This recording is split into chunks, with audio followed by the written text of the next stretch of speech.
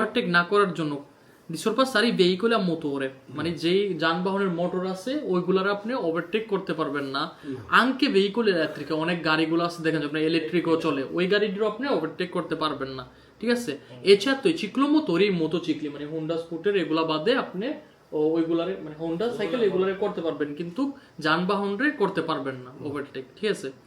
Inoltre, in presenza del segnale si possono sorpassare i veicoli senza motore, যেই যানবাহনের